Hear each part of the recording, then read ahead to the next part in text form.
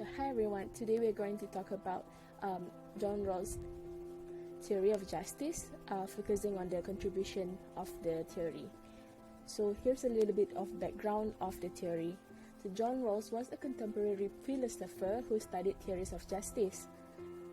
A Theory of Justice, published in 1971, is a complex work by Rawls with an attempt to develop standards or principles of societal justice that could be applied to real societies. He reacts to the utilitarian theory of the period that stated that justice is to be perceived as a system that provides greatest good for the greatest number. Rawls also argues that justice should be modeled on a for-choice situation within which parties would hypothetically choose mutually acceptable principles of justice. In this, he prompts us to use the veil of ignorance or the original position in determining the morality of the societal roles. So the theory of principle of distributive justice justifies specific distribution requirements for the basic institution of the society as a whole on assumption that they are generally complied with. First, principle of liberty. Second, principle of social and economic inequalities. So for principle of liberty, everyone has the same inalienable rights to a satisfying set of equal basic rights, which is consistent with everyone else's corresponding sets of rights. They include civil and political rights, such as voting rights, freedom of speech and religion, and right to equal protection under the law. So the second one is the principle of social and economic inequalities.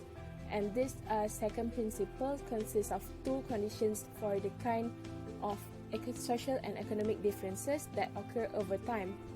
Rawls often refers to these two conditions as two different principles. So for the principle of equal opportunity, the social and economic disparities that exist must be linked to social positions, such as job and careers, which are equally accessible to all with the same ability and willingness to use the abilities.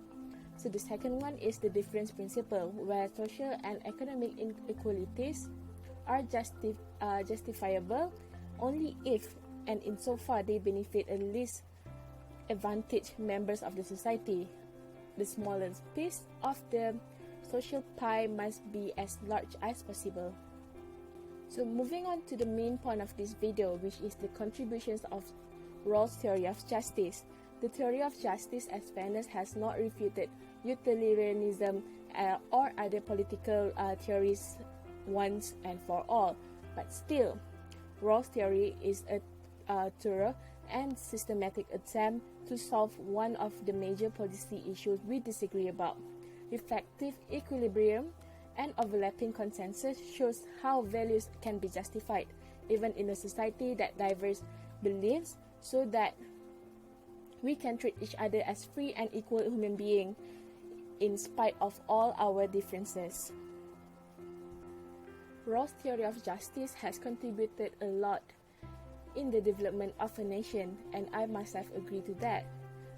In this video, I'll show some examples on how Rawls' theory of justice are being applied, especially in our local law and our government system.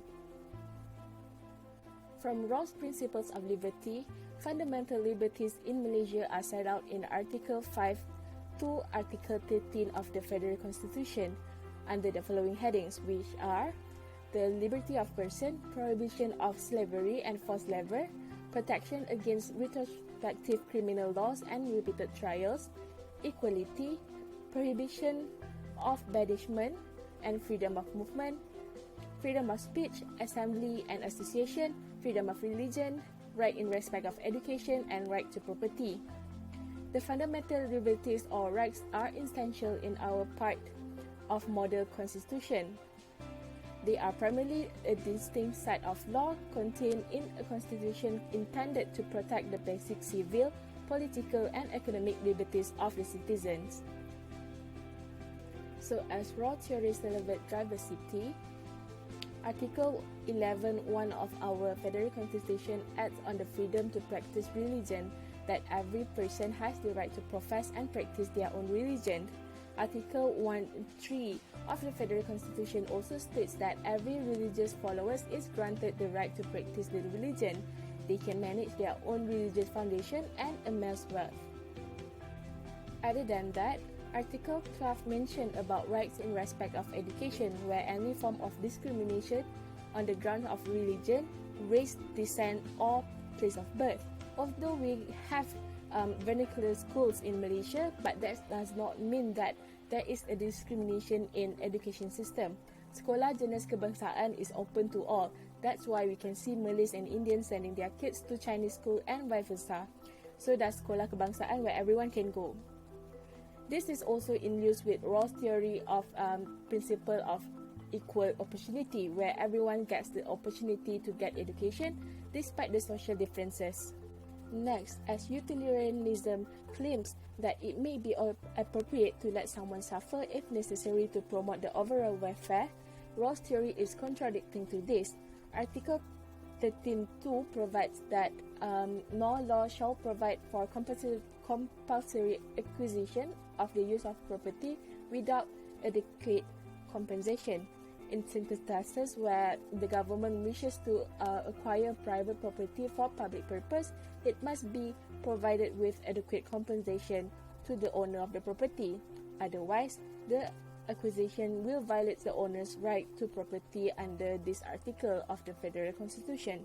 So, for example, in the case of Sagung bin Tasi and others against Kerajaan Negeri Selangor in 2002, the plaintiffs against their will, their house and plantations were demolished to make space to a new Nilai KLIA highway to Kuala Lumpur International Airport.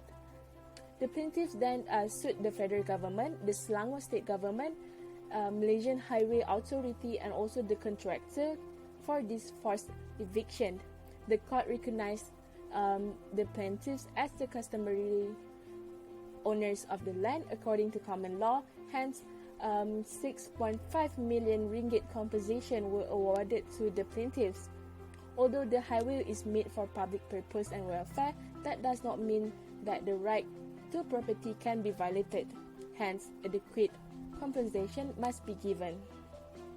On the question when citizens have moral obligation to adjust to the social institutions that are maintained with the state authorities, Rawls responds that it is primarily a question of justice, and particularly about the effect of the basic institution, which comes to a distribution of social primary goods between individuals. The principle of liberty has priority. The social institution as a whole must not promote equal opportunity or allow economic inequality in a way that violates others' basic rights and liberties. Similarly, the principles of equality of opportunity prevails over the difference principle. The equality of opportunity cannot be sacrificed in order to improve the worth of income and the wealth. The difference principles may allow economic inequality between people of different positions. For example, if the reward of extra effort raises productivity and thus contributes to the increase of the minimum wage in the society.